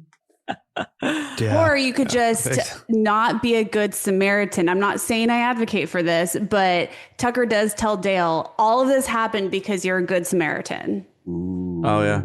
Yeah. That's true. That's actually, I think that's the moral of the entire movie. Die? Be more of an asshole. Be an asshole. What does Dale say? He's like, I knew a guy like me talking to a pretty girl like you. Somebody was going to die. Yeah, okay. I think we nailed it. All right, let's talk about our hero level. I guess you have Dale listed, but it's Yeah, I didn't know. I feel like he's like the main guy if we were to pick one. Should we do Tucker and Dale or Tucker and Dale? And I mean, Allison is a final girl, but she is not a hero. She is a damsel. Yeah. Mm-hmm. yeah, no, I mean, sure, Dale just to make it easier. Mm-hmm. So much like the Goro meter, we'll do tenacity on 1 to 5 and his iconography 1 to 5, and then we'll add those up. It's low, but it goes a little higher, especially when he needs to rescue. So, like in the beginning, he's not really that tenacious. He's quite the opposite. He's very timid, and like But then as things progress, he kind of is trying to do the right thing. He's kind of a go-getter. But by the end of the film, at least, he kind of is like, all right, I got to. Yeah, now he's like, I got to do this. Maybe I don't know. Maybe middle of the road. Maybe like a 3. Sure, I could agree to that. I mean, it is hard because, like you said, he's got an inferiority complex, as Tucker tells him. And he says, But no, that I doesn't don't, and stop looks at his him. hands.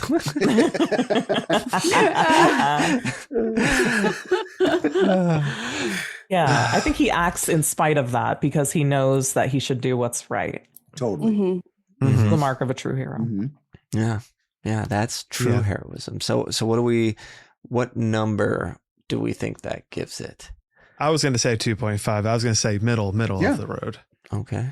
Okay, with a 3. I liked the 3. I was going to say 3 too. Yeah. We'll do 2.75. Iconography. Definitely at a horror con, if somebody was wearing his getup, the giver hat makes it. You gotta have that. But if that, I would instantly recognize you're Dale. Now, outside of a horror convention, getting into pop culture, this is a cult movie, so it doesn't like have much crossover. It's pretty much known by horror fans, maybe comedy fans. So I guess I'm thinking a 3 for this as well. Yeah, I can agree with you on maybe a 3. I mean, honestly, I'd almost do it a little lower because if you didn't really even catch the hat reference, I think that's also kind of the charm of the getup of his character is that he just looks like a generic hillbilly. You know what I mean? Like from any of these films. So I mean, like, yeah, sure. It might be more recognizable for me because of how much I've watched it. So I might be I have some blinders on. But yeah. I mean, like, if you know the giver hat, you know what I mean? I feel like he'd probably be the 3. Maybe like that, but no.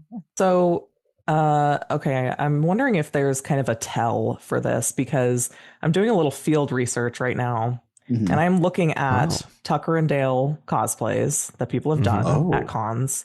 And I think the tell here is if it were like if 2 women wore the costumes instead, would it also be recognizable? Oh, okay. Because there's a so. lot of characters that you can still do and do the gender bent thing. I've done plenty myself. Yeah. And it would still be like recognizable, because honestly, and I don't mean this to be insensitive, but these cosplays that I'm looking at don't work very well if there's not a big dude and a skinny dude doing it. True. Like, it's not recognizable on a visual level. It just kind of looks like bloody people in overalls. Yes, yeah. Sure. You're gonna have to at least have some props, like like 2 legs or Some people do, but yeah, it works a lot better when there's some physical resemblance to the character, which isn't true of every character. And so I think for that reason, I have to dock this a little bit. Yeah. But it's not about how good you can cosplay it. It's about how recognizable it is. But that's kind of an indication, right? I'm not speaking to the cosplayer's level of skill. I'm just saying, if I saw them at a con, would I be like, oh my God, Tucker and Dale? Or would I be like, I don't get this reference? Yeah. Bloody redneck guy from some sort of.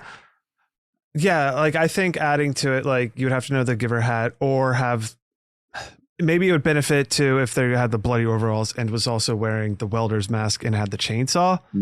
Could add a little bit extra to it. But I agree with you. I think it is lower because of the almost generic nature of I was going to give it a 2. I was going to do a 2 also. Yeah, 2 is fair. 2.5 it is. Sounds good. I said 3 and Ross said 2.5. Yeah, that works. All right, which gives it a 5.25. Okay, all right. Then we got Chad is our villain. So are we talking power level iconography? I'm assuming iconography is going to be like burnt up Chad, right? I think that's best version to use. That's the easiest. But again, at a horror con, you kind of have to do that. But also for me personally, with the blue pop collar and the white belt and the shoes and everything, there's a chance I might get it. It depends. Might need to be a group thing. Yeah, group costume. Definitely, because if someone's just walking around, I just might think that's some look at this asshole douchebag at the con. Yeah, I don't think I'm getting there. Yeah, I think you need the burn half face. Yeah, but even then, I don't know if I would immediately associate that with this movie. might think it's some like cartoon preppy young Two-Face or something. Exactly. Like, is there a young Two-Face show? Honestly. I mean, like, he almost, like, the makeup almost gave me a preppier version. And it's still just in my head because of the we just did the episode. I wasn't there for it, but I did the rating. It almost looks like the half burnt kid from 13 Ghosts. The one that the baseball star, okay. You know what I mean? Where you're kind of like, there's so many characters that just have half of their bodies burnt. I know. Right. It's hard. If he had his inhaler on him, it would add bonus points because at least with that, I'm giving it a 1. I don't see it at all. For iconography. But more power to you if you give it a try. Like, that's true. I could bump it to like a 1.5, just like, if if you've seen Tucker and Dale, and I think you might be able to get there specifically with the blue popped collar, half burnt face, as opposed to no burnt. I wouldn't get there, but I don't know. That's just an Sam, outfit. You're the one. I'd give it a 2.5. Oh, wow. Because I would, especially if we're doing the burn face at a horror con, I would know immediately from across the floor. Okay. Fair enough. So I think it's just it goes to the familiarity of it, but does make the iconography. I mean, that it is what we're rating, and I'm the only one who feels that way, so that's fine. I don't even know what I'm trying to say right now. So that'd be like a 1.5, 1.75, something like that. Sure. We can sure. We'll give you the 1.75. Let's do that for you. We'll do that for you, Sam. But the power level, that's what we're supposed to talk about. Oh, yeah. I mean, he does get half of his body burnt, still abducts someone, and then wounds up like doing the Michael Myers and then evading and then living in a burnt cabin and murdering more people. So yeah, but he is defeated by T. Shit, you're right. chamomile tea, the most innocuous of the teas. The sleepy time tea. The most dangerous. Yeah. Because ultimately, I don't think he has any like superpowers. I think if anything, he's just maybe a Except slightly douchiness. stronger human. Is that Superhuman that is douchiness. power. Superhuman douchiness. Sociopathy keeps him going. Increases his tenacity. Sure. He's tenacious. 1.5. Yeah. Slightly. Yeah, it's a normal person. Yeah, like we typically think as like a normal human person is a 1. Yeah. In terms of Yeah. power, so just a little bit stronger Little than that. bit. Even though, Yeah, but yeah. he's also a little bit less than that. I could be convinced to do 1.25. Sure. Yeah, 1.25. That So seems that gives him fair. a 3. Yeah, 3, which works because Dale defeats him. All right, we've kind of talked about this a little bit, and I think these were going to be some fun ideas. Should it have a sequel, and what would your sequel be? I say yes, it should have a sequel. And I always thought, like, especially coming into it, I thought that it was probably going to be, since it's like Tucker and Dale versus evil, I was thinking of like an Evil Dead type supernatural thing, especially because they were going to like a cabin in the woods. Totally. So I half expect them to like, Yeah. you know, find a book in that cabin, and then they're fighting evil Reading the Latin. evil entities and stuff. Oh, we always say don't read. So I think, but we've all mentioned some sort of supernatural. There's many different ways you can go with it. And I think supernatural could certainly be fun. Absolutely. If I was going to do one, I know I said supernatural ahead of it, but I think it would be also objectively really funny if they covered different kinds of slashers. So Tucker and Dale go to Italy, and then they're caught in the middle of a giallo. So not only do you have this like murder mystery weird thing, you've got a language barrier, Bright color. That I like. Fish out of water. Yeah. Yes. That I like. Oh my God. I have an idea.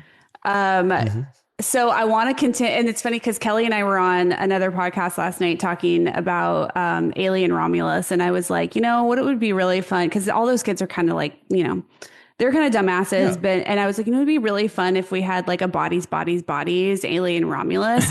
Now I'm thinking a bodies. Those kids, there's like TikTokers in like one of those TikTok houses, and have Tucker and Dale have the similar kind of vibe where it's them against dumbass kids, and not them, but a series of unfortunate events. That's I a think good that'd be point, really because that fun. literally happens in Bodies. I was going to say, spoiler for Bodies. Yeah, Isn't that spoiler. what it is? Yes. Yeah. It's all Yes. Yeah. I love that. So that could be that wouldn't be different. That would just be like part B. Sure. Right. What it's got Tucker and Dale versus Final Destination. So they just find themselves like with a bunch of kids that are like have cheated death, and they're in that scenario. Tucker and Dale versus death. Tucker and Dale. Oh, versus death. that's good. God, that would be so funny. So at least with that, you can expand on the Rube Goldberg machine, where and then have everyone else not notice it except for the two of them. Oh, that'd be great. Right. They're just like they're watching trying to stop the it. water Shit, drip or- off a yeah. cup or something. They're like, oh no. That's such a good idea. That'd be a good one. I would watch that. Fantastic. What props do we want for the study hall? The half torso. Scythe. The half the legs. Yeah, the legs from the wood chipper. The scythe. is great. Heavier than it looks. Yeah, that's a good call. Yeah, I think any like little trinket from the cabin. Yeah, any of the little the- hanging bones. That's what I was gonna say. Something like that. A newspaper Nice. clipping. Chili the dog. hot dog. Chili dog Yeah, coupon. yeah. That's a Yeah, good one. chili- Yeah. Yeah. No Stuck expiration that on. date. Nice. Exactly. It's real news junkie. Or his hat The too. hat. the Oh, Cooper wow. hat. That's a good Yep. point. Yeah. Of course. At the midnight showing, what are you throwing or yelling in call in response to the screen? Ooh, I like that. Yeah. What at the gas station? Doesn't he buy a bunch of pickled eggs? So you just throw pickled eggs. That would smell terrible. Horrible. That's starting the movie off. Sitting in the theater for an I hour believe it. after doing that would be so bad. They spent some of their money on real pickled eggs. That scene, he kept having to eat one to start the scene, and they shot it like it was only like 6 or 7 Oh, times, but it's That's enough 6 to or 7 be eggs. That's like, a lot of Yeah. eggs. Oh, You could throw clothes, like you could if you could throw clothes at the screen while they're like starting to skinny dip. Yes, that's a really good one. Yeah, absolutely. Just empty PBR cans. I mean, no, they only had 12. So Throw the kid. There's a part where they all throw cans at one of the college kids when he's like going to tell a scary story. So you throw them all at I like it. I like it. Whenever Allie's on, you could throw better clothes for her. Yeah. Did her jeans, did they have like a heart? Dude, what was that? Sewn into it? Okay. What was that? I'm glad you noticed that. There's something weird about like the back of her jeans. It's almost like there was a seam that then they like pasted this other bit of fabric over. And so it's almost like triangular and it makes no sense. I was wondering that the whole time. Yeah. And were those ever hurt? I'm confused about where those jeans, were they Tucker and Dale's jeans? Because doesn't she? Okay. Yeah, because she wears them unbuttoned and rolled up. Okay. As well. Then did she like fashion the jeans into something like cool for herself? Yeah, because she's wearing whatever clothes they have to provide her. Because she says something like she's wearing the plaid, something about wearing my clothes, because she was taken that way. And so she somehow styled whatever clothes she was given to look like that. She came up with that. Okay, so maybe she like took them in or something, and that's why they look like that. I don't know. To me, it just looks like she is really good at rolling up different parts of clothes to make it look all right. Really form-fitting. Yeah, I mean, it doesn't really make sense but then also part of like the sleeves are wrapped around her belly. It's kind of hard to make sense of. Can't make heads or tails of that outfit, man. Not much fashion sense, we know. What's the concession vessel for this movie?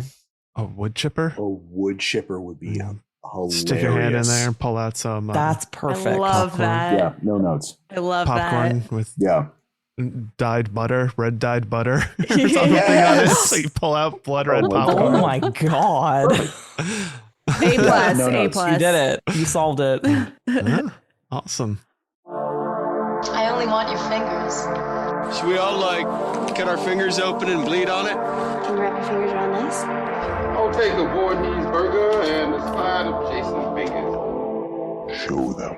On this show, we use a grading scale of 0 to 5. What used to be fingers is now points. Each point represents a different quality about a movie. These ratings are intended to be subjective on how we feel about the movie, not if the movie is objectively good or bad, because who cares about that? Mm-hmm. Gonna go on over to our Students of Horror scale here to rate things out so that we always rate each movie the same. We, of course, are doing Tucker and Dale. And Ross, let's start with you. I knew it. All right. Engaging. I think engaging is gonna get 0.75. I think that I've watched it enough times at this point that I kind of start fuzzing out towards the last act. But everything leading up to that, I think, is awesome. You know what I mean? Like, I'm fully engaged most of the time, and I think it's just because I've just seen it so many times now. It kind of just like by the time I get to the ending, I'm kind of just like, well, we'll fuzz it out of that. Sticky.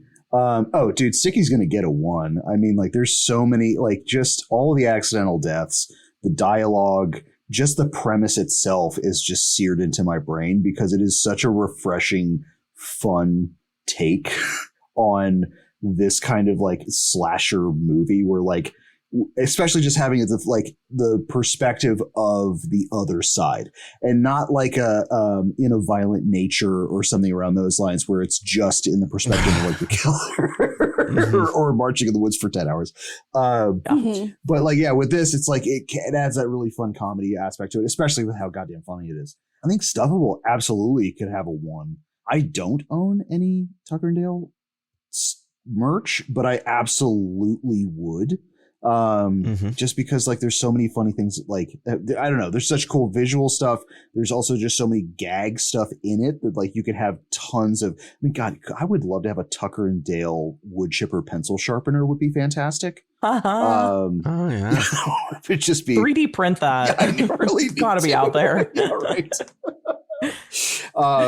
You could just find a wood chipper pencil sharpener and say it's from Tucker and Dale. And then put Tucker and Dale versus Eve on the side of it. You're assuming that wood chipper pencil sharpeners exist already?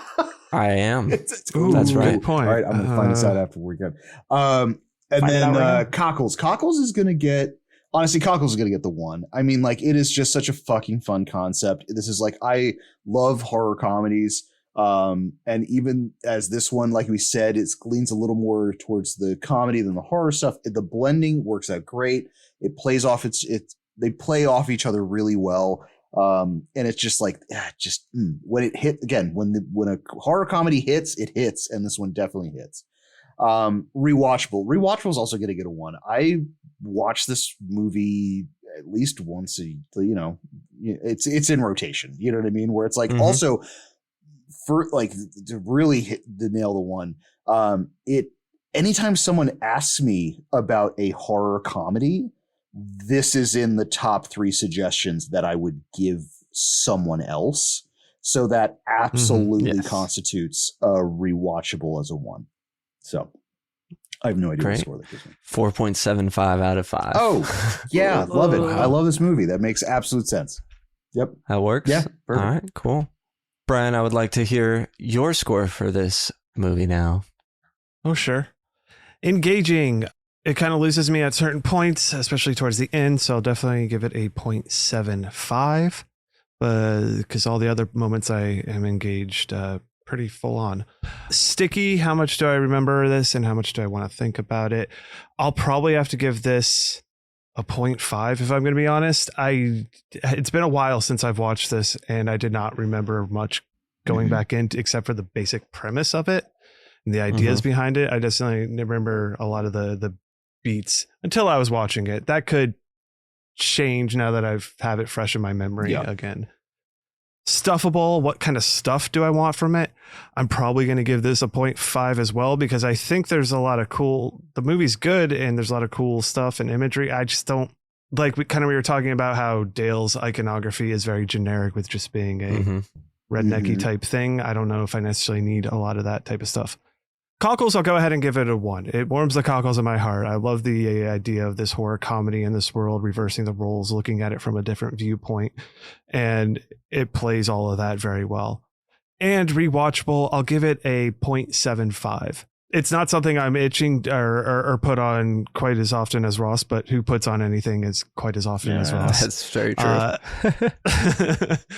But I'm definitely not opposed to watching this at any moment. Anytime anyone wants to suggest this, and I would suggest this to other people, especially kind of looking into it. And that gives me a 3.5, which I feel like feels kind of low. I feel like maybe in my heart it's a little bit higher, but I'll leave it as the scorer has it. All right. Excellent. We'll run through mine real quick. Engaging, I agree, 0.75. There's something about the third act that I always tend to just trail off. So there you have it. Sticky's full 1. I do think about it. I remember a lot of jokes from it. Like I said, sometimes I just chuckle to myself when I think of why.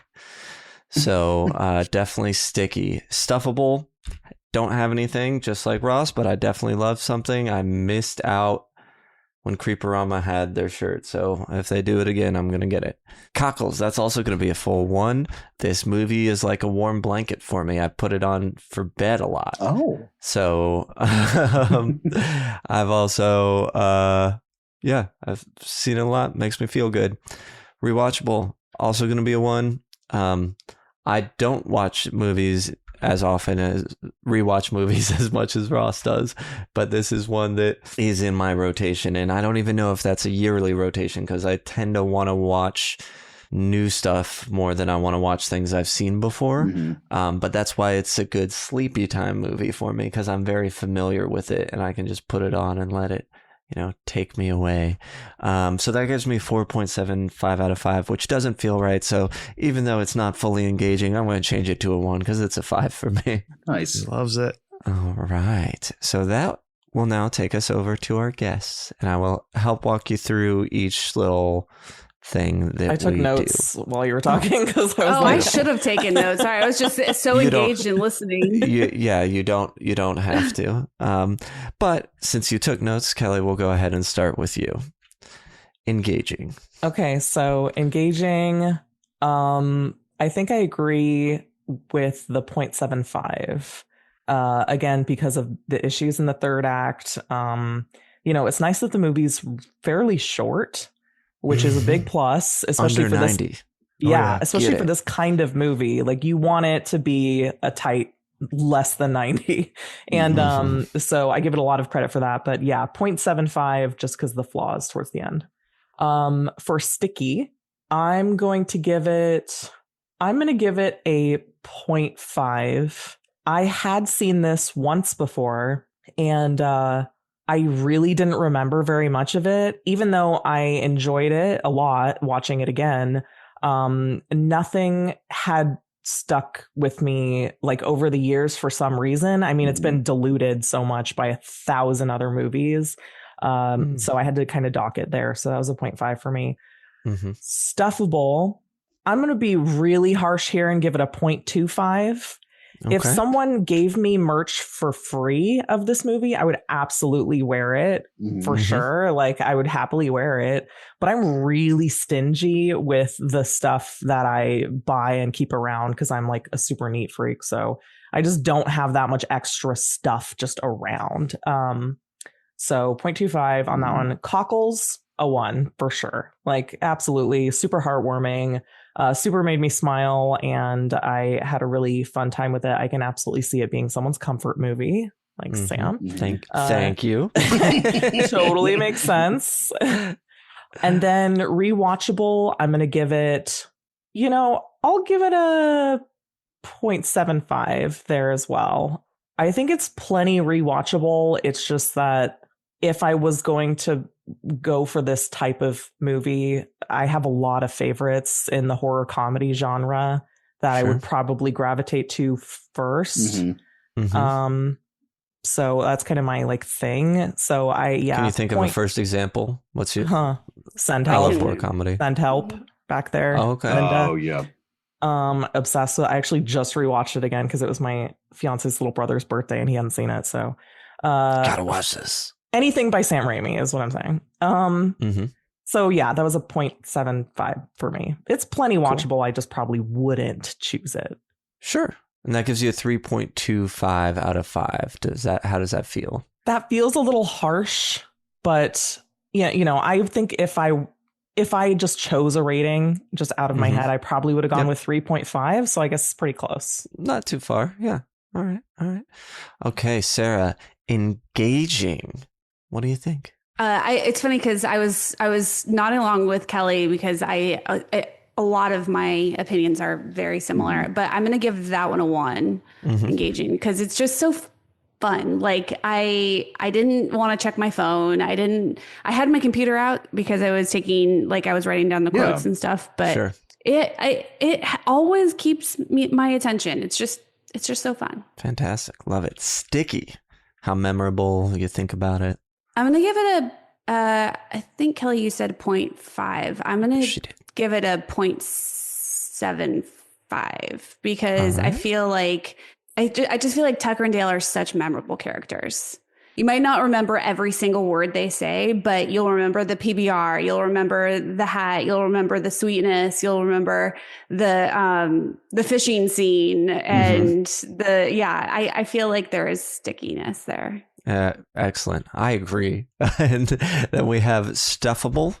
You want anything from it? I am exactly with Kelly on this. I think I have too much stuff, so I don't buy anything. And I don't even buy physical. Like, these are all the physical books I have there at all. So I don't even buy books. Like, I'm going to say a 0.5. Just not that there wouldn't be fun stuff. Are you sure you want to do 0.5? Yeah. 0.25. That's what I meant. Yeah. I wanted to do the same as Kelly. yeah, I don't do stuff, but I can see why people would want some of the stuff from the movie for sure. Up next, we have Cockles. How does it make you feel? Oh, 1. Yeah. Awesome. Absolutely. And last, Rewatchable. I'm going to give that one a 1 too, because I like rewatching this one. It's just, I could absolutely also see it being like a bedtime movie as well. Fantastic. So that gives you 4 out of 5. How does that feel for you? That's fair. Yeah, that's fair. Yeah. Excellent. Awesome. So we're going to go check out what our study buddies have to say. Jumping into the Discord. Let us know how you guys feel. T-Boo says, it's great. Why do these kids keep killing themselves? Thank you, T-Boo.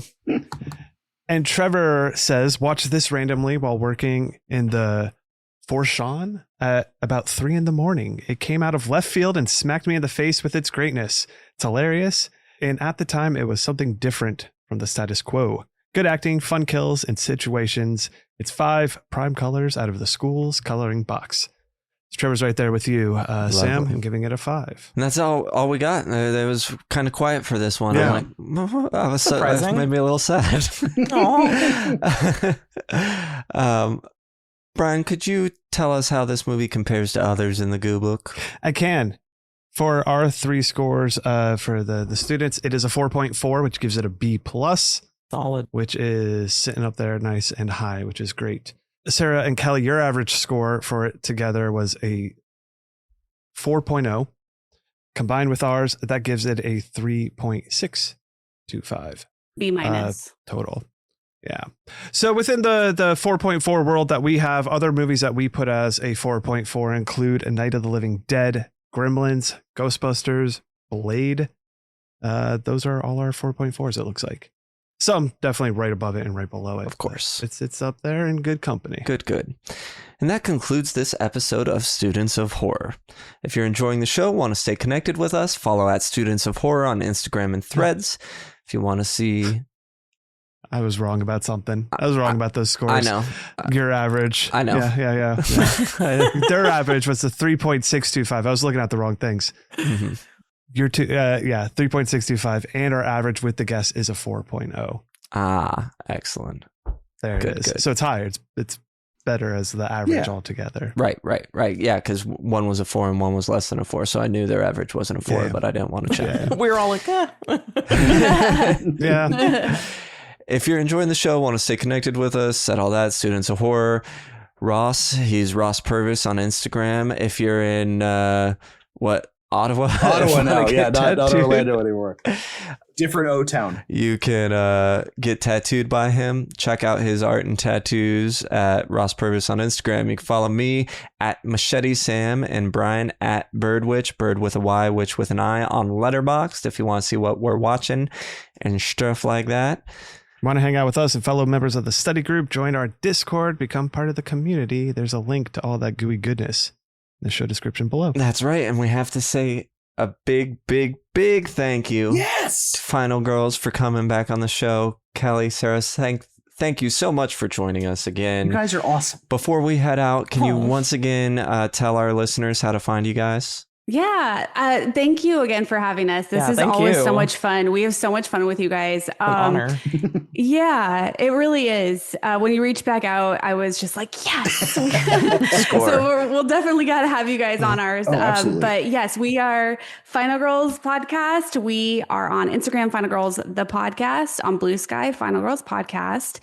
There are a few podcasts with the words Final Girls in them. So if you can't find us, everything is on our website, all the links at final-girls.com. Awesome. New episodes on Wednesdays, and we're having a great time. So it's a good show too. I wouldn't have invited them on if I didn't like it. Oh, we're honored. Thank you. Great. Well, thanks again. And they won't have too much trouble finding your specific Final Girls, because if you're listening this far, just go to the show notes. It'll be right there. Now, I guess that's it. We've done it. So until next time, get some PBR, buddy. I don't know. Did we have a running joke throughout this one? Go crack open a cold PBR. There we go.